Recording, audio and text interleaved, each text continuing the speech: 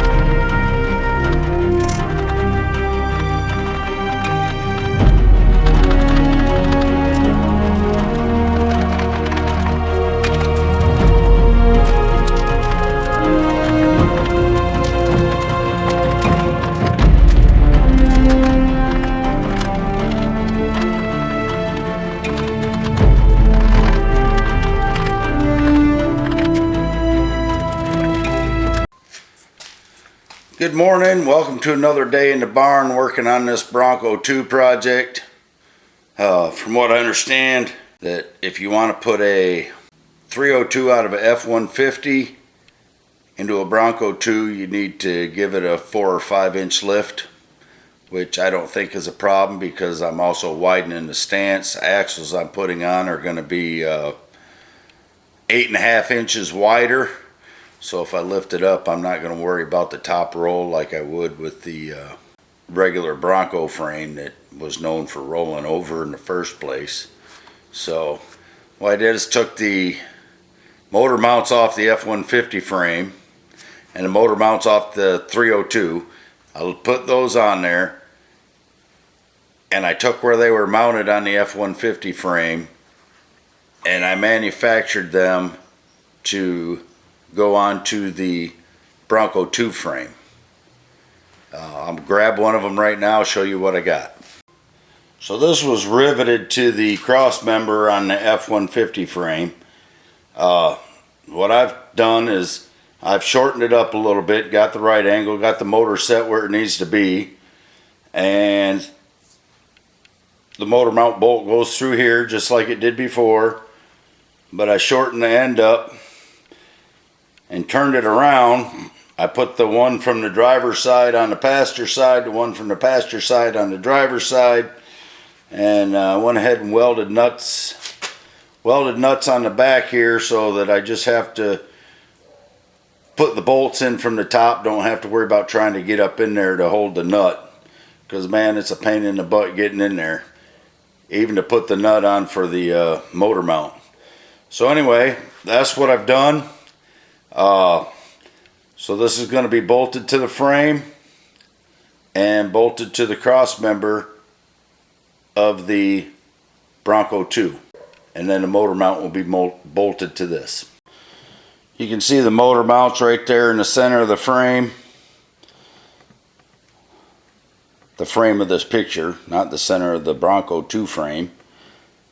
And there's not a lot of clearance. You can see the header above that's cracked, which is fine because I'm going to have to make custom headers anyway so that I can get the exhaust down between the engine and the frame. So that's no big deal. Now I'm going to get this mount bolted up in place, and I'll show you what it looks like when I'm done. Well, good morning everybody, and welcome to another day in the barn.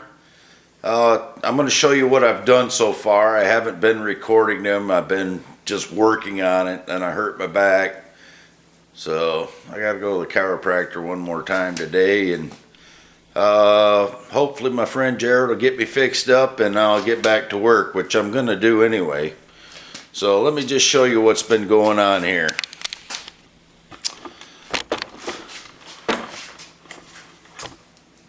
So here I got the engine mounts. I think I already said out of the F-150. Well, the mounts are on the engine actually, and this is the body mounts where the engine mounts to. Got those bolted in. I'm going to put an L bracket that goes over to that cross member right there to keep them sturdy. I had to take the transmission cross member out of the F-150. I cut it down and welded it back together so that it'll fit in there. That way the transmission will be low enough that it's going to go and have a good angle to the rear end.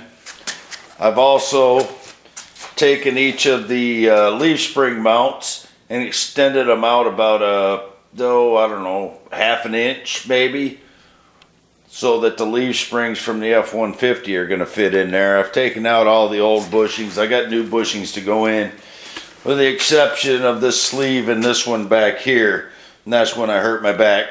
So I'm going to get that done this morning, and then I am going to get these leaf spring bushings in and hopefully get the leaf springs mounted.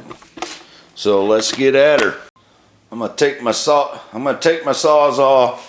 gonna try and cut a little notch right here in the bushing, or this outer sleeve here, and then I'll take my air chisel and fold it over on itself and knock it out of there.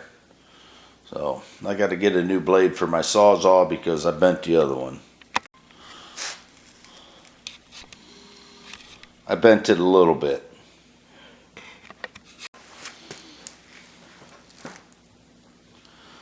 Well, instead of getting a new one, I put it in a vise, straighten it out, see if I can't use it, because it wasn't that old to begin with.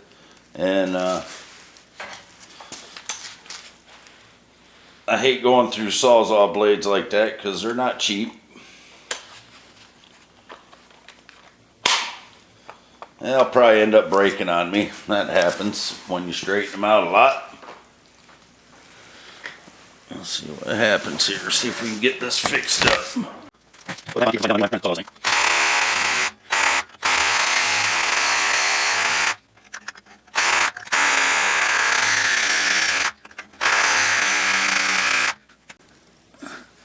think I got a good enough notch and I can hit it with the air hammer and split it.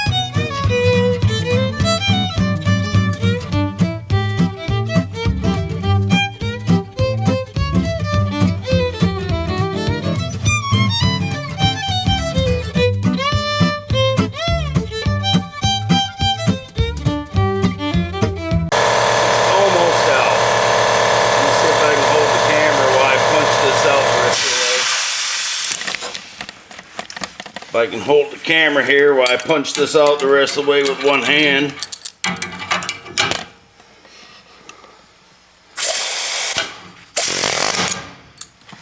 There. Now I just need to get a little sanding drum on my drill or something, get them cleaned out real good. Grease them up and put the new bushings in. So finally, I got these leaf spring bushings out. I can get them got together and get them put on. Alright, what I decided to do is I had this drum sander over in my wood shop that has these kind of drums on it. So I had a bolt that was long enough, had one of these furniture nuts in here that pulls into the wood when you tighten it up. So I put that on here, pulled it into the rubber so there's enough shank here to fit in my drill, and turn this drum here to go into my drill so that I can clean out this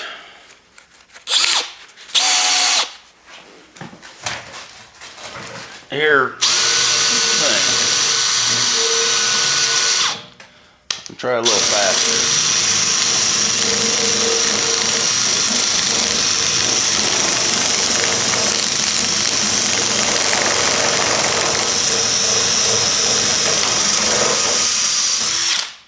Yep.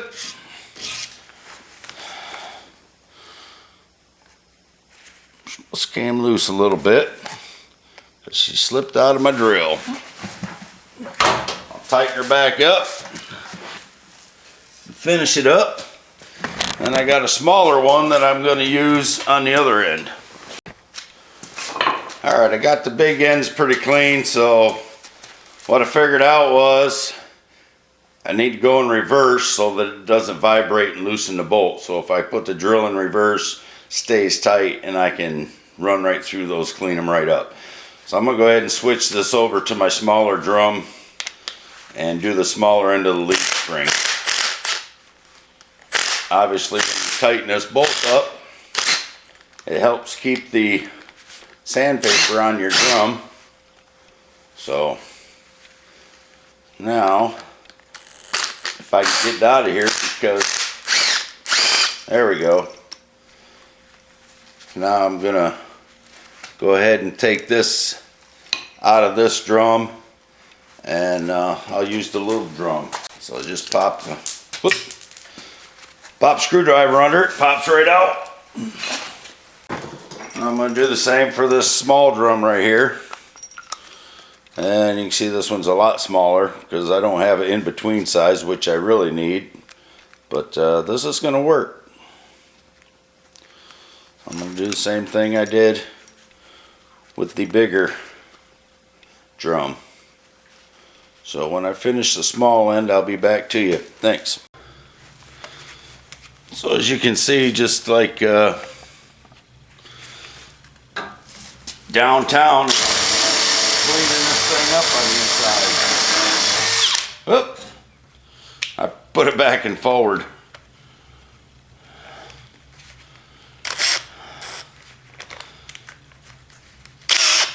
we go.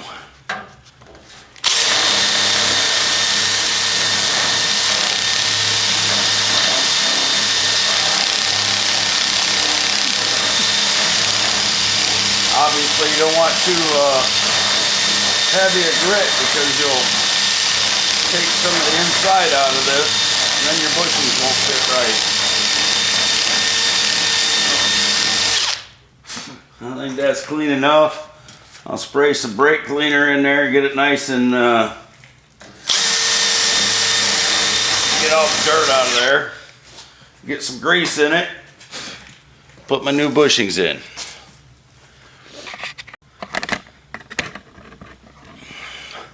I figured I'd show you what I did for taking these bushings out. If you've seen my channel before, let me back this off. You know, I did my deck on my father-in-law's place. One of the things they did was send me these big carriage bolts to hook the headers onto the 2x6s or 4x6s. Anyway, I didn't use them. I used GRK, which I think holds a lot better. So I took a socket, I drilled out the center. Oh, excuse me. I took a socket with a 1/2-inch drive, and this carriage bolt fit in there, and when it got pulled tight, it's tight. This is an old socket I had. I put a couple notches in it for the pipe wrench to hold on to. Anyway, what I did is I put it at the bottom of a longer socket I had, which I used for my old truck when I was doing the front wheel bearings, changing the disc brakes and had to change the rotors. Of course, the wheel bearings came inside the new rotors. That was a 2003 Silverado. Anyway, that doesn't matter. So I had this bolt, I had this big socket. So I put this in there like this, and I took a nut and a washer, and this was to take out the inner sleeve, the inner bushing that has the rubber around it. So all I did is that fit right through it perfectly, and had the rubber in there. Put it in there, hit it with the impact. So I had this deep well socket, so I'd push it down or push it out the other side and into the socket, and it got it most of the way out, and then I could just grab a hold of it and wiggle it and it come right out. So you don't need a press to do this. If you have a couple of sockets, press would have been nice, but then you got to hold the leaf spring up if you're by yourself, unless you got a table right there or something. So that's what I did, and then I just took my air chisel, hit the rubber a few times, popped it right out. So big socket with a big bolt works pretty well. Actually, and I drilled the rubber first before I did it. I tried without doing it, and I twisted my bolt off. So I drilled the top of the rubber and the bottom of the rubber, and then I went ahead and tightened this up and pressed the center bushing out. And then I took the rubber out, and then as you seen, I just took the outer sleeve off. So got these cleaned up, sprayed them down with some brake cleaner, sprayed them out so that there's no dust or any particles in there. So now I got to find my new bushings and get some grease and put those in.